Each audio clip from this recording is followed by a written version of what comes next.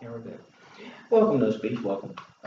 Name's Kevin. So today I'm going to be talking about education. Education is a very dear part of me because I chose this topic because my mom was a math teacher. So I kind of seen it as an out of education as I gotten older. I've kind of, as I gotten older, I've seen starting to see more of the problems, especially starting college. I started to see more of the problems that I've going on in the education system right now. But one quote that I like to start off with, just to really get an introduction of, is that it takes a village to raise a child.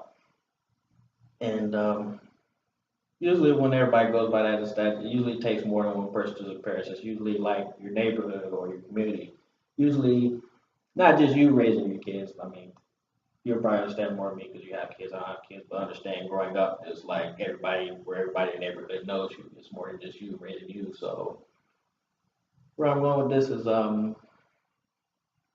that one thing that I've noticed about the system that there's a lot of segregation in it. Not just, and when most people think segregation, they think racially, but also one thing I also notice is that it's more of also a financial too, because right now we're in a big debate with the current administration between private and public schools. So I think that this is causing a really unfair advantage between the kids that can't afford the higher levels of education diverse with the more diverse subjects other than the core curriculums like your math and stuff. Like was instead of just doing the math, science, reading basics, you got some class I heard that have like robotics and things like this. And like one thing I heard down here is that they have psychology classes. I'm sorry. And so the fact that being from a place that has it's been like being from Detroit where we're not really as financially stable as we want to be. I still feel like that our financial situation shouldn't affect the kids that really just want to learn to grow up and become that adult one day that they want to be. So the way I'm gonna start here is gonna start what I feel really is the core of the problem, and I'm gonna start with talking about the segregation of schools, and I'm gonna start one part I looked up that is for one example is affirmative action. This was brought about Affirmative action was brought about during the classic case of Board against Education, Brown versus the Board of Education, where it was found unconstitutional to have segregated schools based on blacks and whites.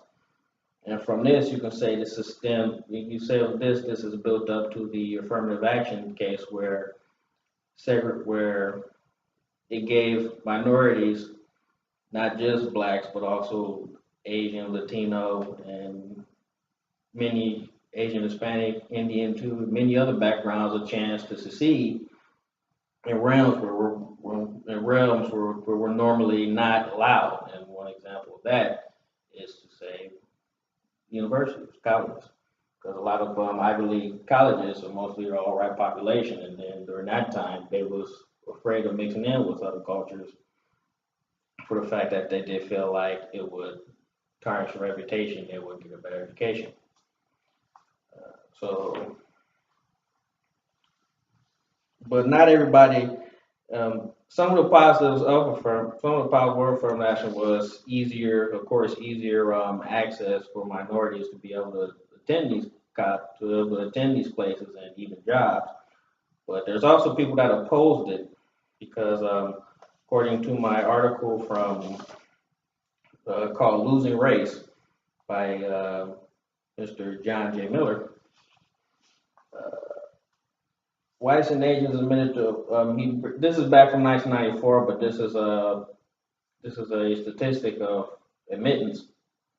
Whites and Asians admitted to Berkeley in the freshman year of 1994 had an average SAT score of 200 points or higher compared to blacks and Hispanics, which allowed them to get into type of places like that. But normally these communities they don't really have the means to pass these tests to be able to get to these types of places. And a lot of people feel affirmative action is unfair because instead of it being based on credentials, they see it based more off of race, and instead of people who they feel like, oh, he'll be accepted more not because of the SAT scores, but because of just the fact that they're black, that they're Hispanic, or we should feel bad for them when that's the case. It's the fact that a lot of us aren't given the ability to be able to go into those type, to be able to get that type of education, to be able to hit the type of test scores we want. So how can we prove we can succeed when we don't have the resources to get there? And this will be long because I see my time. I'm going to skip forward towards the public schools. Now, the public school system, I grew up in the Detroit public school system. And one thing that brings me to this point is because one thing that always sticks in my mind is when I got to high school, they'll have where we'll like switch, like somebody from a private school will come to public school and we'll switch with them to just like to see two different worlds type of thing. And the thing that always stuck with me in my head was the fact that we were reading a Shakespearean story one day, one of Shakespeare's stories, I can't remember which one. And it was like, oh man, we read this back in fifth grade. And that always stuck in my head. I'm looking like, why are we so far behind? Why weren't, and the fact that a lot of the stuff, a lot of the math and the sciences, they were way ahead of us. And I'm always wondering what was the difference? What made us so different? That's what it comes into. That's where the private schools versus public education comes into play. And not to completely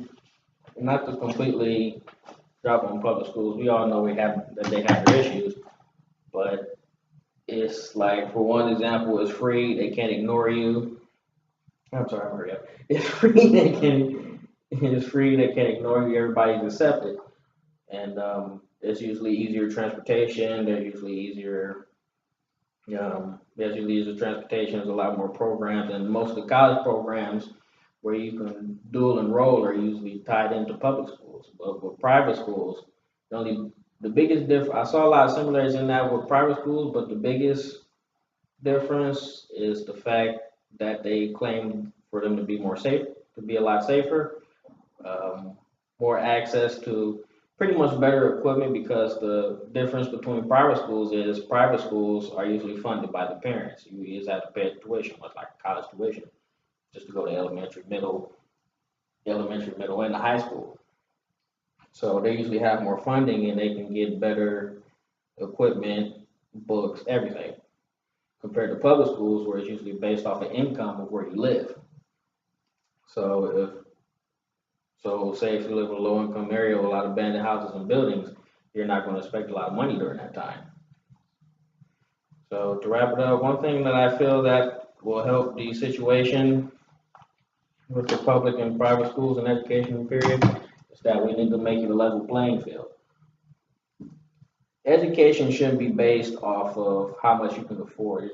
Education should be based off of how much you want to learn. You learn as much as you want to. It shouldn't matter. What you want to learn shouldn't be based off of what they feel you should learn or what you can afford to learn. Much like air and water, education should be available to everybody. It shouldn't be something that's be cut off no matter your status level or whatever you may have. So in conclusion, the way I feel that we can have a better education system is to just pretty much just finally see each other as the same, and to finally see each other as the same, and just notice that we're all pretty much in the same race here. It's like we're all in a better educated people will be a better country, and that's how I feel about it. Thank you.